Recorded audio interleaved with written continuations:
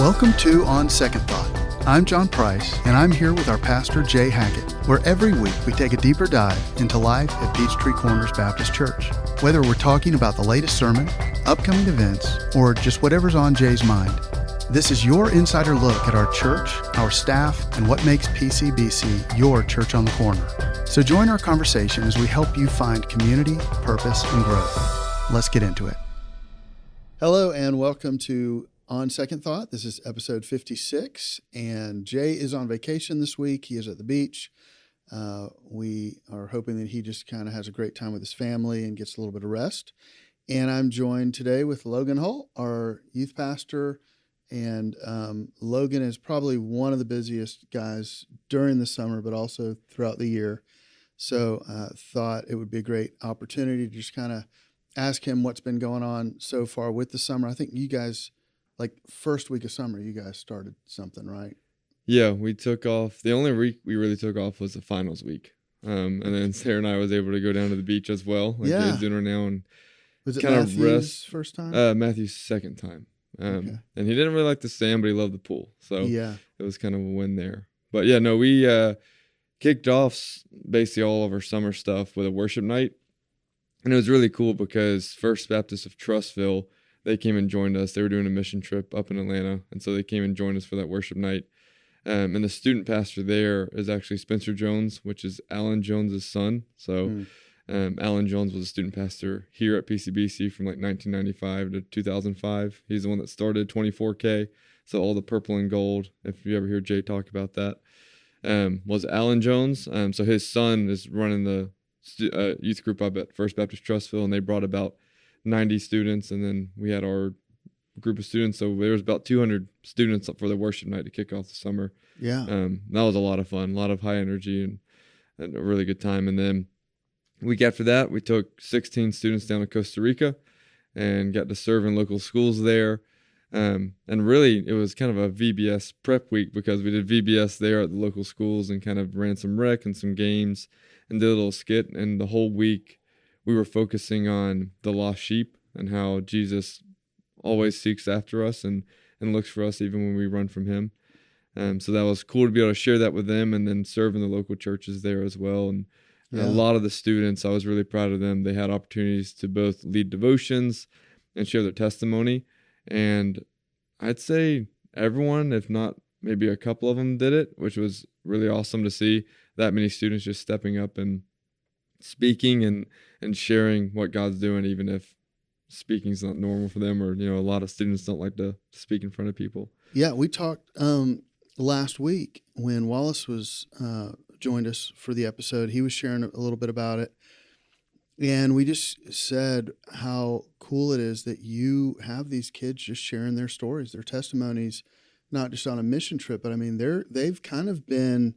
This is just what you do because you have them talking on Wednesday nights. Yeah, we started that last year at the end to kind of conclude the school year. We let the seniors share their testimonies, which has honestly been so awesome to see. Yeah. So we did that for the first time last year, but because we're split this year with middle and high school, we actually had a cool opportunity to let 8th graders share their testimony in middle school and then let the seniors share for high school.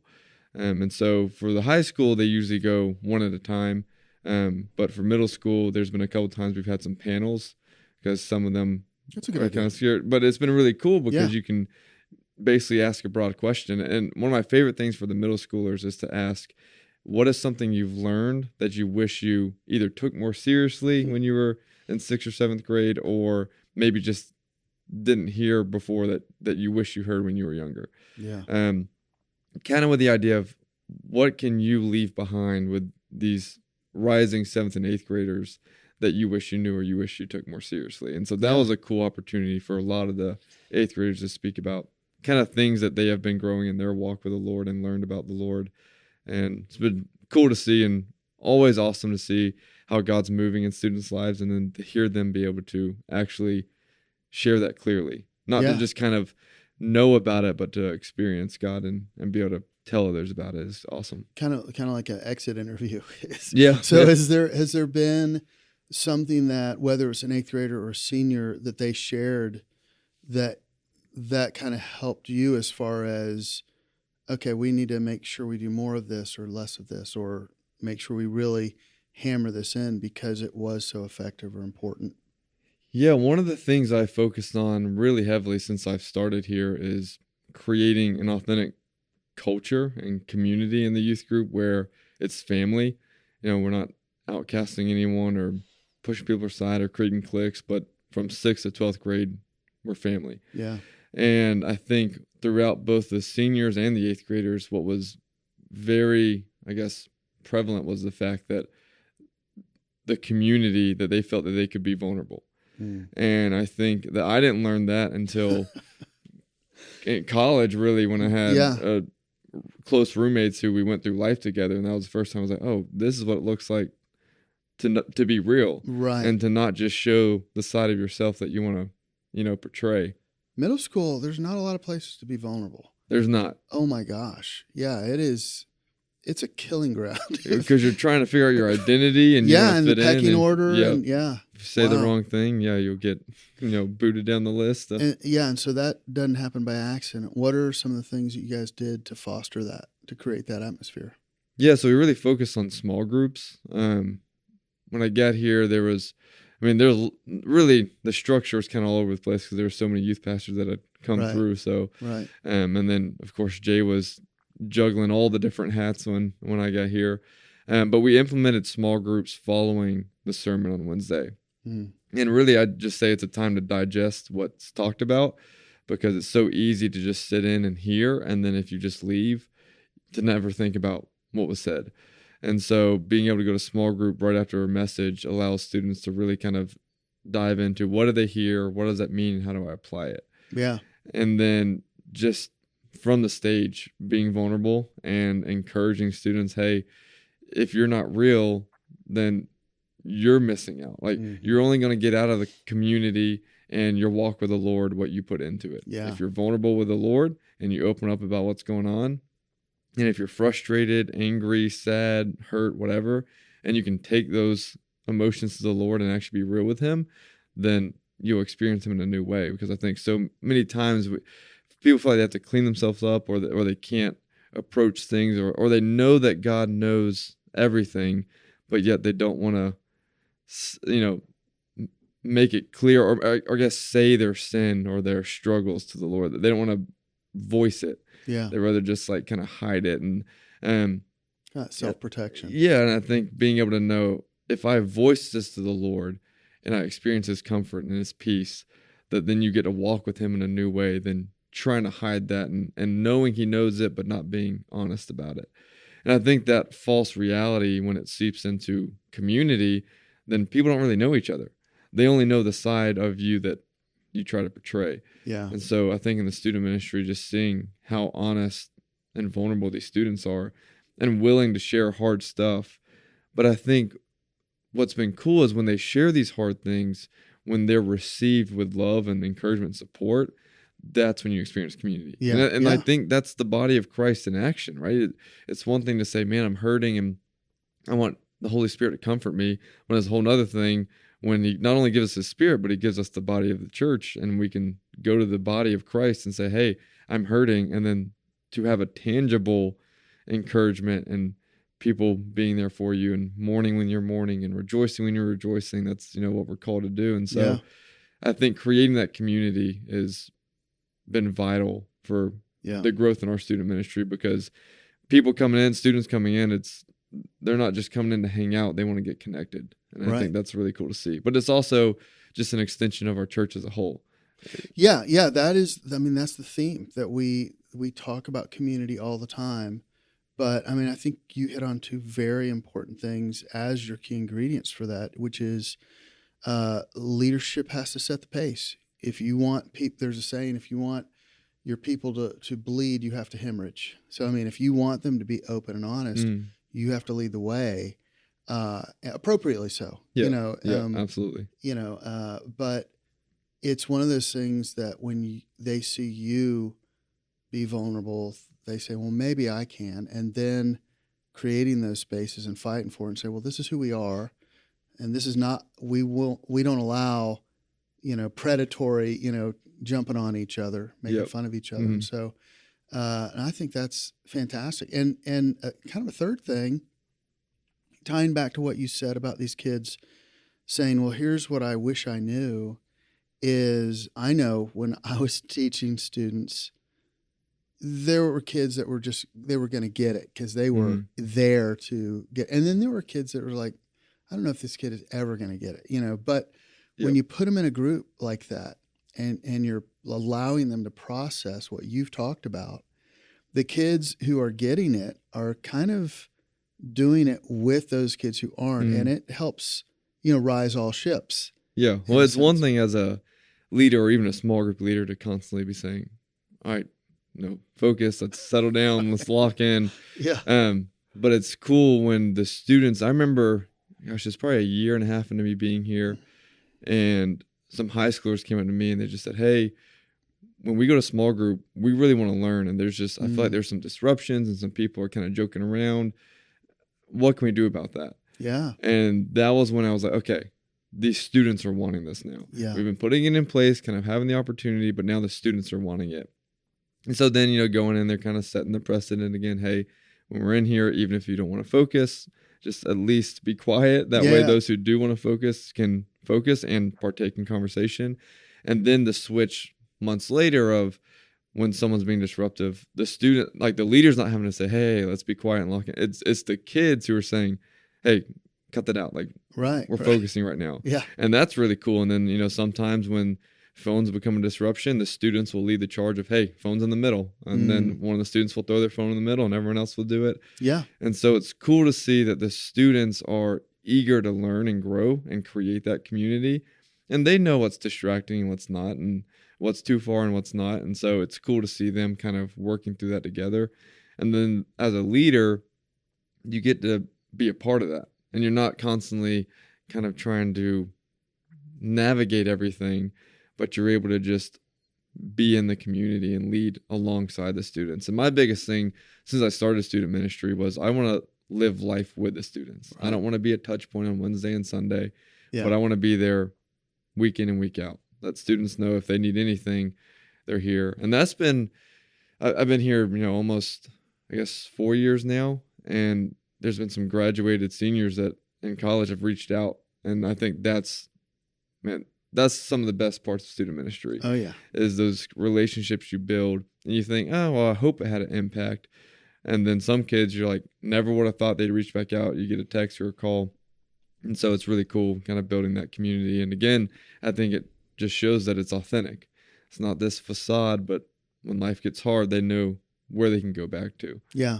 Well, when they realize how rare it actually is to have that kind of space, to have that kind of community, even adults, rarely have that. Yeah. We have these life groups, but usually that's more of just an aspirational name that it's a life group. They don't really do life together. And it's not always a safe space. I mean, the bigger it gets, the harder it is to make it a safe space. But you certainly want to teach kids to find those people that they can be real with and who are the safe people, and teach them to be, sanctuaries for other people. Because, man, when we feel free to be ourselves, and some of that is identity, some of that is just living in grace, we can extend that to others to figure themselves out and to be vulnerable. And so it snowballs. It takes a lot of intentionality. That's for sure. Not just from the leader, but from the group. Exactly. But it's different. It lands different when the adult says, hey, we need to get serious. Yeah. And then the kids say, hey, we need to get, that's a different world altogether. Oh, absolutely. And, that's it's the same way when you go to an event and there's other students there and you invite them to something. It's just like, oh, who's this random person inviting me? But when your friend says, hey, you should come to this thing, has a lot more weight to it. Yeah. And so when the students are trying to pave the path or lead the way, it definitely has a lot more weight. And I think that's the best part about testimonies, both on Wednesday nights and in Costa Rica, is there are other students listening to this. And then in Costa Rica, it's not only students, but at the church, it was adults, and they were hearing these testimonies of these students and so inspired that someone that young could have such a love and passion for the Lord. Yeah. That I think it brought some conviction of, man, however old, and I don't know that I love the Lord like that. Yeah. And so it's just been cool to see that as they step out in faith and sharing their testimony, how that has such an impact, not only with students, but whoever they're sharing it with. Yeah, we talked to Wallace last episode about that he had kind of gotten onto but in a joking way to the adults when he was talking about it from the stage on a Sunday, saying, look, these kids have beaten you to the punch if you've never been on a mission trip. And you know what always kind of makes me roll my eyes is when people say, this is the next generation of the church. Yeah. It's like, you realize that the disciples were the age of these kids. Yeah. They weren't your age, and they are the church now. Yeah, absolutely. And they're the ones learning to listen to God. And we get so, as we get older, we get wounds and we either allow God to heal that or we get, callous skin and protect ourselves and play it safe. I mean, we get families and mortgages and so all of a sudden a lot more responsibility. Yeah. All of a sudden, instead of trusting God for whatever, we base a lot of our decisions on fear of losing or can I trust God? So yeah. I think teenagers are just in such a formable, moldable life of, their age. They're looking to figure out who they are, what they want to do. And I think if you can teach a student, man, if you can serve the Lord in whatever you do, he's going to take care of you. Yeah.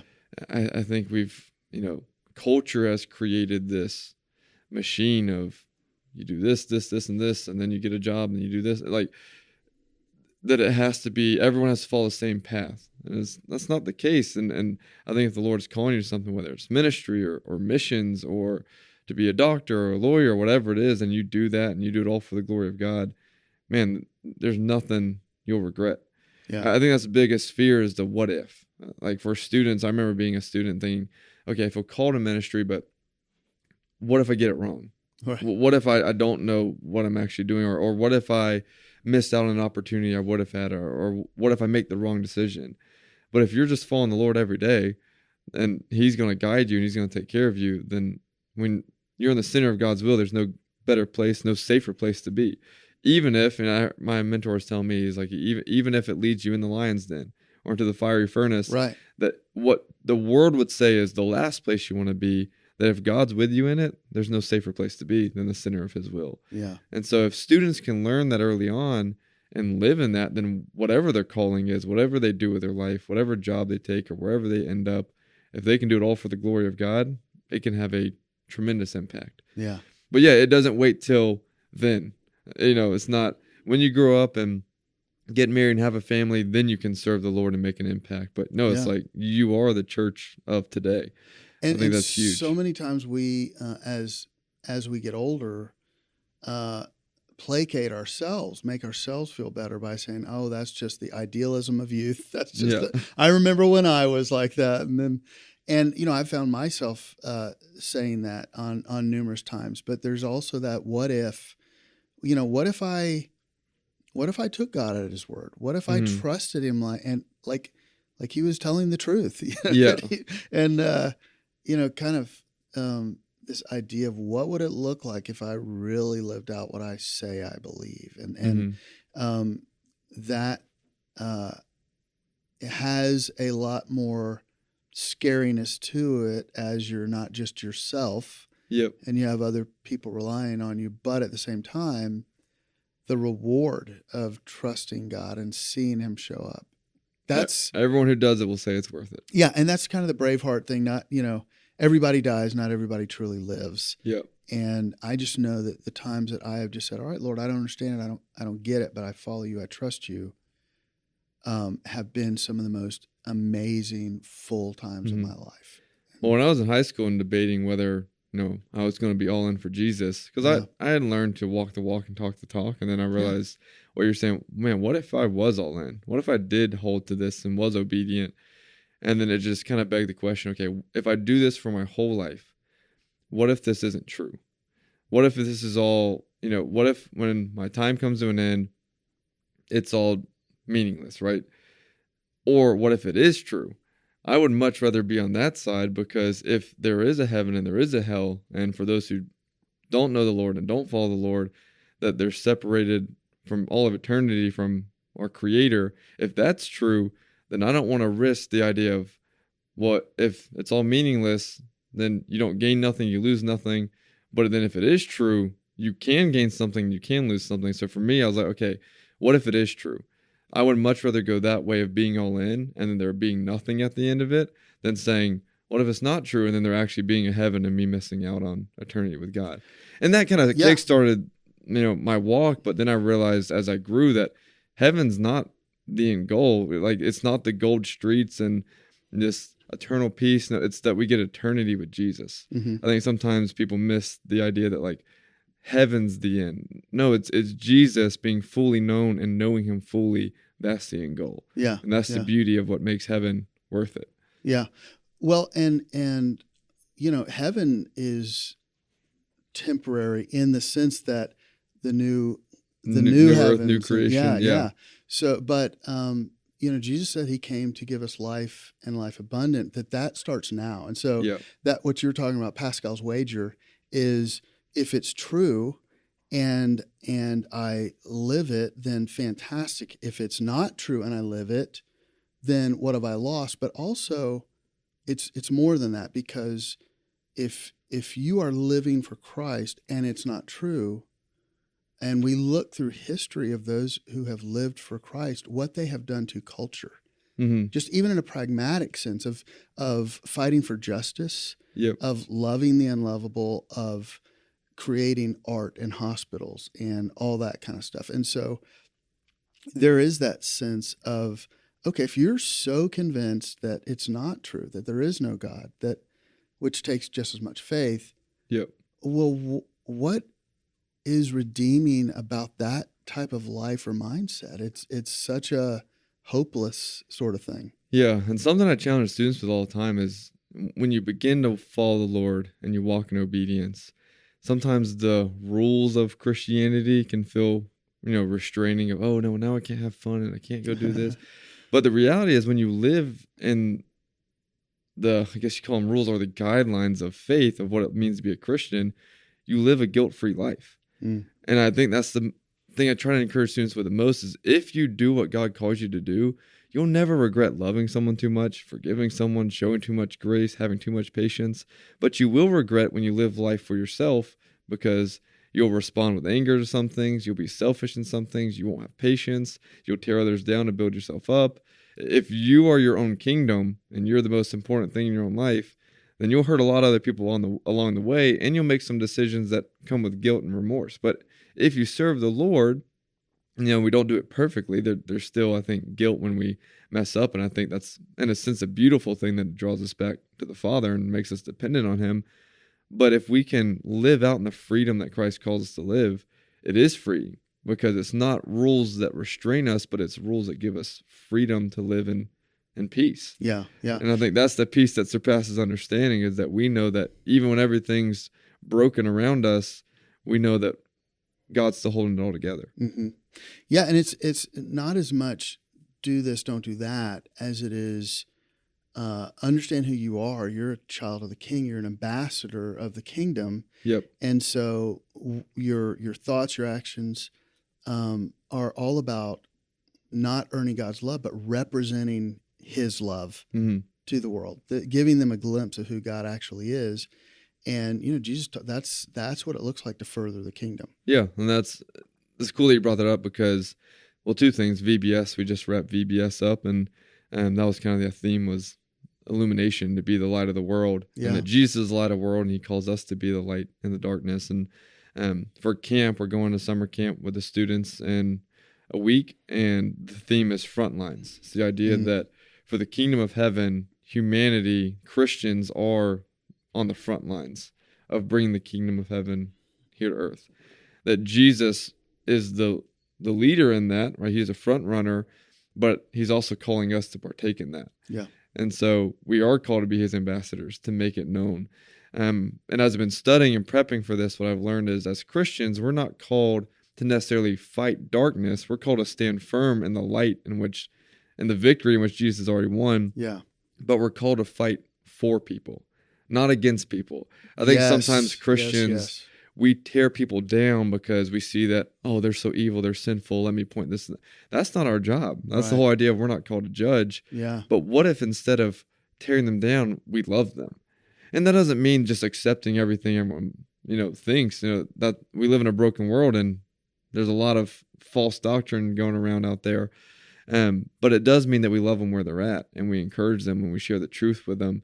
And we want to share the gospel and we want to tell them about who Jesus is, not because we're right and they're wrong, but because we love them enough that we want them to know Jesus. Yeah. And that's the whole idea of we're on the front lines of reaching people. Mm-hmm. So it is a spiritual warfare. We're standing firm on our side, but we're also called to move forward and take action, not against darkness. That's already been defeated. We have to, stand in the victory, but we're called to move forward to reach people, to be the ambassadors and be the light. Man, I'm so glad to hear you say that as you lead students to get that idea, because as I look around at our Christian adult community in our country, in our culture, I see a lot of anger.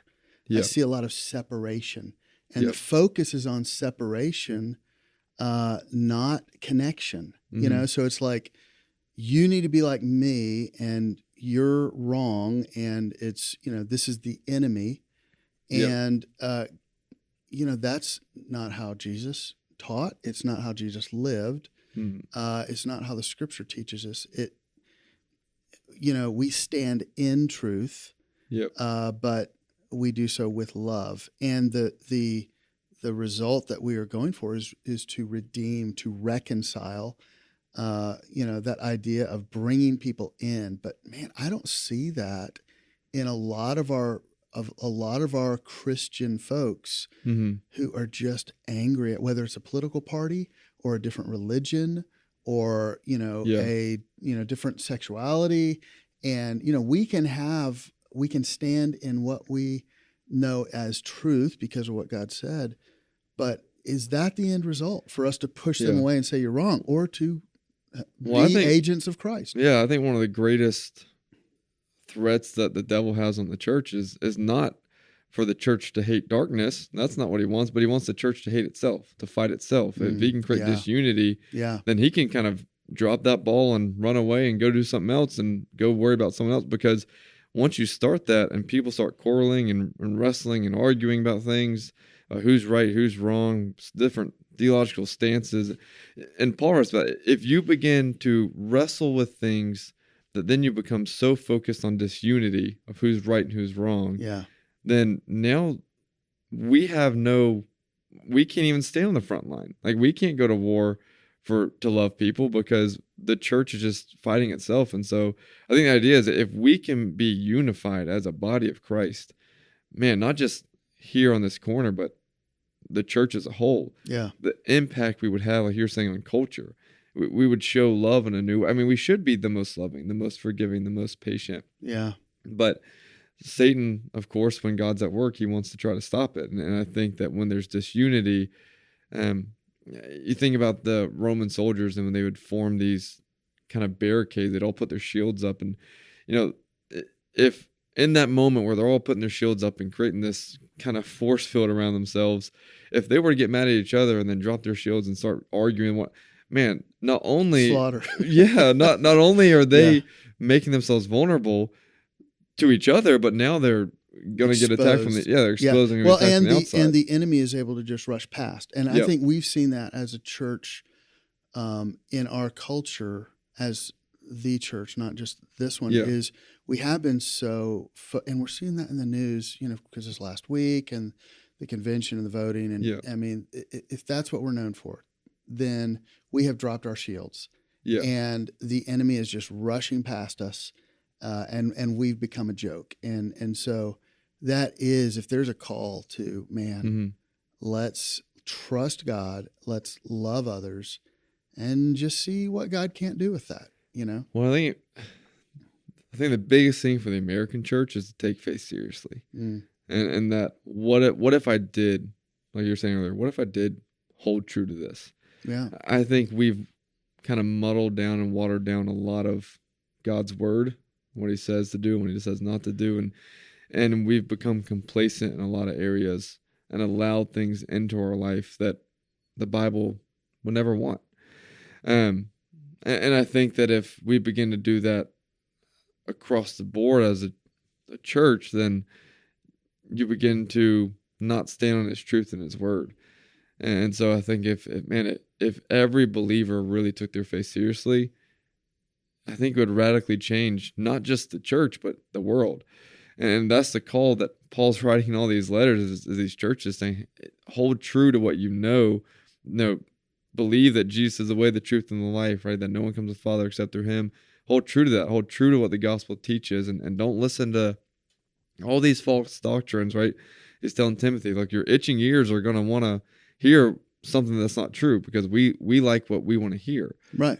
The truth of God's word isn't always pleasing to our ear, but sometimes it needs to be piercing for our spirit. It needs to be convicting. Yeah. And I think that we like the idea that God's loving, and we want to rest in that, but we don't like the idea that he's king and that he gets to tell us how to live. Yeah. So I think if we could just surrender and say, Lord, what do you actually want for my life?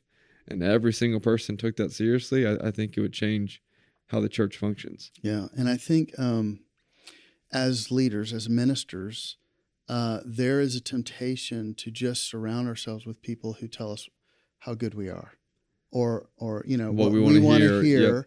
Yep. But I'll tell you, some of the most valuable time I have is when I have people in my life that I know will be honest with me. Absolutely. I mean, I got to preach yesterday, and, it's one of those things, I don't do it a lot. So I was just like, I could have done this, not that. But just sitting down with April, and April, because she loves me, because she wants me to be effective, in love, has said, would say, well, this, and this.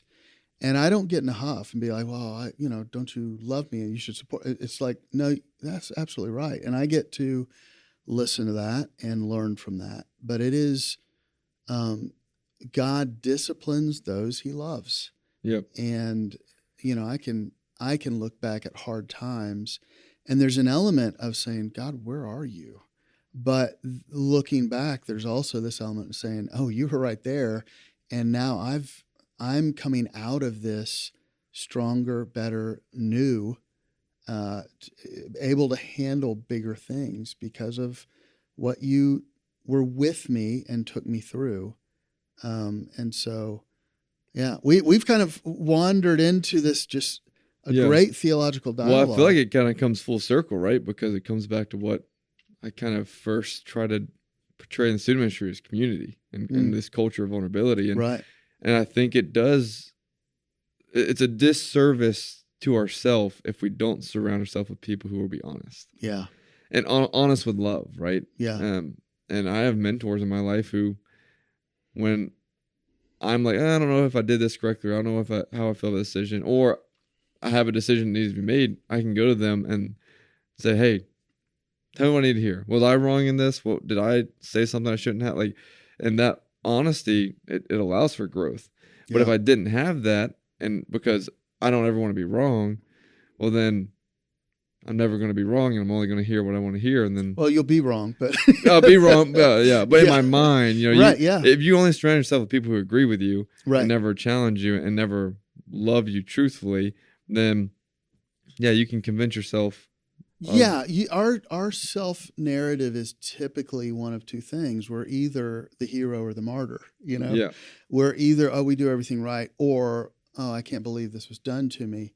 Never, I'm the bad guy in this situation, unless we're able to be honest and say, all right, God, open me up, kind of like David did after his, after his sin. I think humility sometimes is seen as this thing where you look at all the negative sides of yourself and you see like, okay, I'm this terrible person. And then it can kind of lead to like beating yourself up. But I think humility is different. It's just seeing ourselves in light of who God is. Yeah. And understanding, man, his ways are higher than my ways. His thoughts are higher than my thoughts. He's far greater than I am. And I think to be a faithful believer, we have to be humble. But I think Satan wants to accuse us, right? That's I think how it translates in the Hebrew is accuser. Right. It's and so he wants us to think that we are beyond broken, too far, right, that God could love us. But if we can humble ourselves and realize, I can't do it all on my own, but that doesn't make me weaker. It actually makes me more reliant on God's strength. right. Then we can be more effective for his kingdom. It's Yeah. almost this humility in the flesh, but confidence in the spirit. Yes. Yeah. And I call that the Psalm 8, Yep. that stance of when I consider the stars, the moons, who am I? Yeah. And yet you've made me a little lower than the angels. So it is that balance of humility based on, I know who I am, Mhm. and confidence, but I can be confident because of who you are and the value you've placed in me and the positions that you have put me in to co-create with you, to represent you, to help see transformation happen, when we follow you. So Nothing better than being used by God and seeing his hand at work. yeah. Well, let me, we have taken a lot of time on that, and I'm glad we did because that was fun. And hopefully, it was, I think, hopefully informative to our folks. But let me ask you too specifically about. We just had Grady's ordination. Yep. And you were kind of the main speaker at that. Tell me a little bit about how Grady joining your team has helped the ministry. Yeah, absolutely. So earlier this year, we split, like I said, middle and high school. Yeah. And so I can take a series with high school. He can take a series in middle school. And then after that series is over, we'll kind of flip-flop. And so having two speakers every week is so valuable. Yeah. But also just having someone, a partner that I can bounce ideas off of. I mean, when you have a ministry of the size we have, around 150 students, it's a pretty big group. And so to try to navigate everything on my own is kind of difficult. And so having someone else who I can reason with and bounce ideas off of is super helpful. Yeah. But then just in a practical sense, having extra hands on deck to get all the tasks done is awesome. And so he's servant heart, hard worker. Yes, yeah. And he's more type A. He's more scheduled out and planned, and I'm more type B and relaxed and go with the flow. And so we definitely work well together. He's more practical at getting things done, and I'm more of a visionary. Yeah. And so it allows me to dream and pray and ask God, where do you want to take this ministry? And then he can kind of help me come back down to reality of, okay, how do we actually get that done? Yeah. And so it's been awesome working with him, but his heart for the Lord is so evident, and his respect towards God's word and reverence towards who God is, and when he speaks, wanting to do so, not for his own glory, but for God's glory, but to do it well. Yeah. And so I'm proud of him. I remember getting ordained a few years ago, and it's a cool experience to know that people see a calling in me. Yeah. And I think for him to see all those that came out to support him and see the calling in him is affirming, because in ministry, man, Satan's always at work, and he's always trying to tear us down and make us feel like we're inadequate. Yeah. And it's been awesome to be able to be there in that season for Grady, going through some of those things that I think every young minister wrestles with, because I didn't really have that when I started in ministry. And so to kind of be able to be there for him it's a cool opportunity for me, and it's a new season for me, but it's also awesome to see him just pursue the Lord, no strings attached, and run after him wholeheartedly. Yeah. And I'm looking forward to, because I forget he's so young, just seeing his growth as he gets more and more involved. And for those of you who are maybe not familiar with the jargon, you probably heard ordained, that sort of thing. But typically, it doesn't always happen this way, but like you are licensed as a minister by a church that basically says, okay, we recognize that they have a sense of calling, but then it is later that they've had a chance to observe you, work alongside you, see your heart, Maybe there are some elements of education involved with that as well. Yep.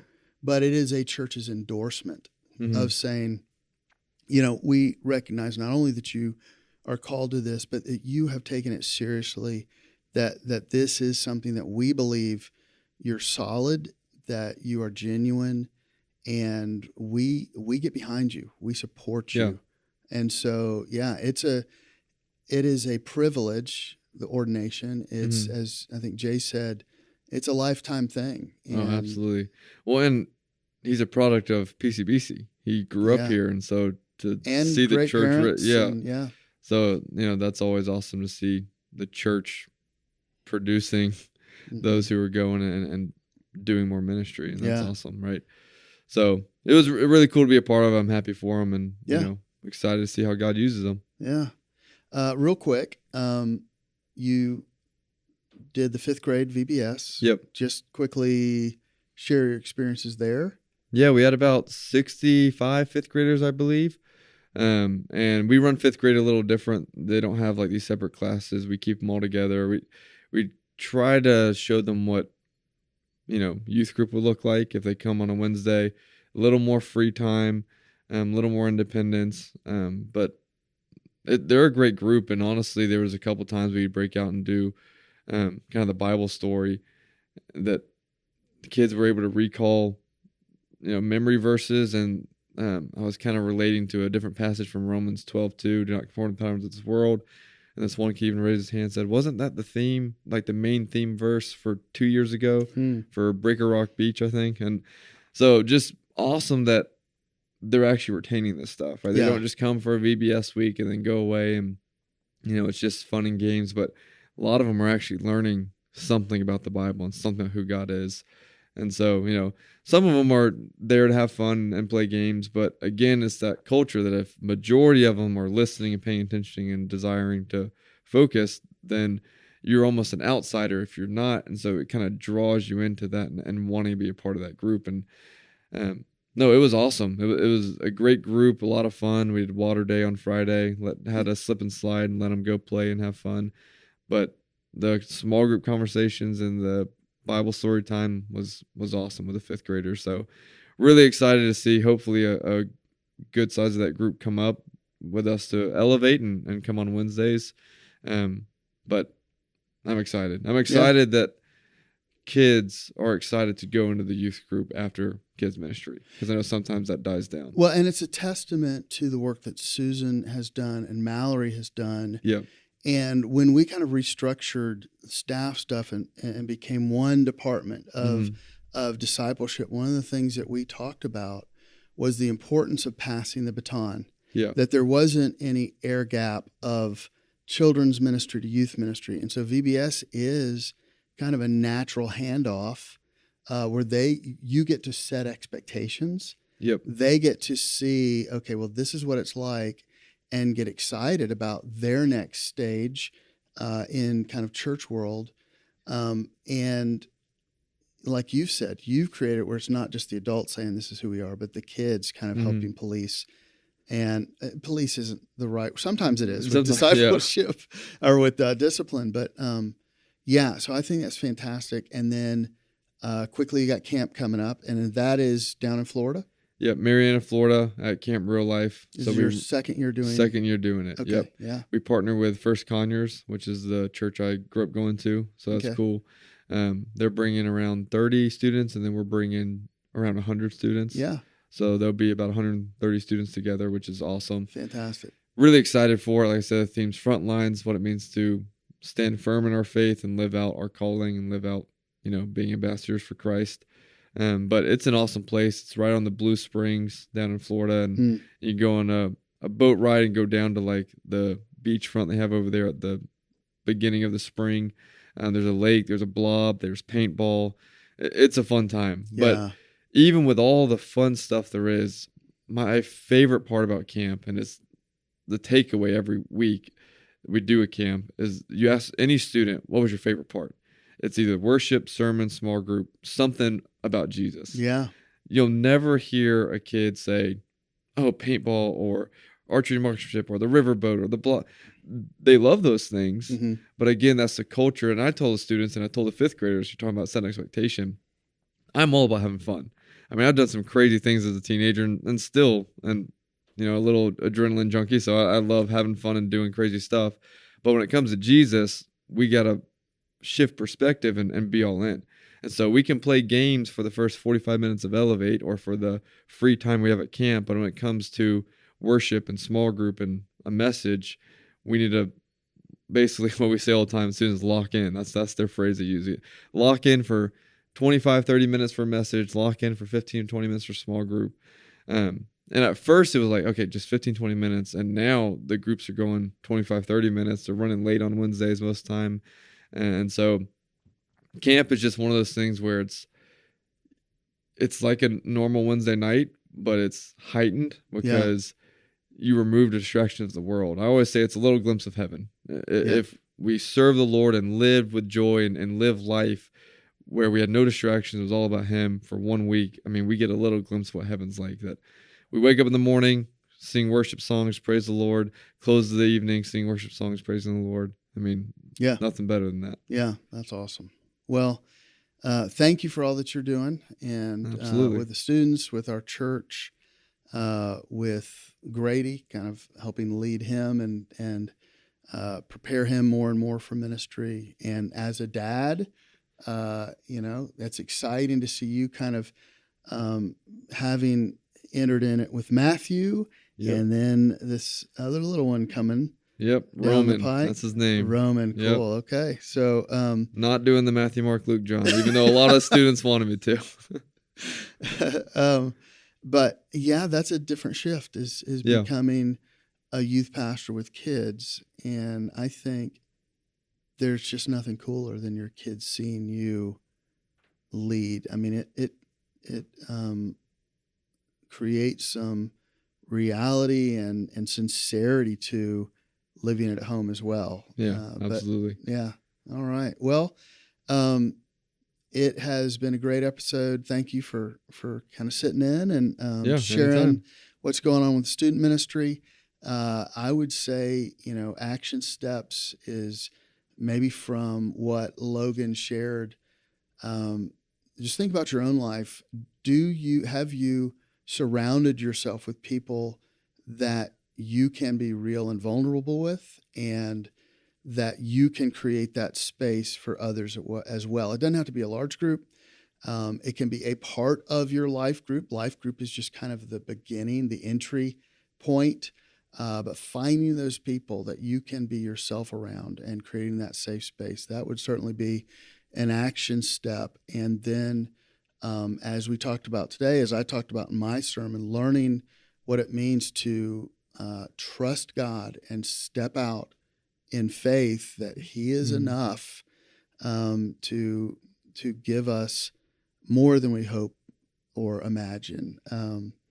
And so want to thank you for being with us on this episode. Thank you for being a part of PCBC, for your involvement, for your generosity, and we hope you have a great rest of your day. God bless. Well, that's it for this episode of On Second Thought. Thanks for hanging out with us.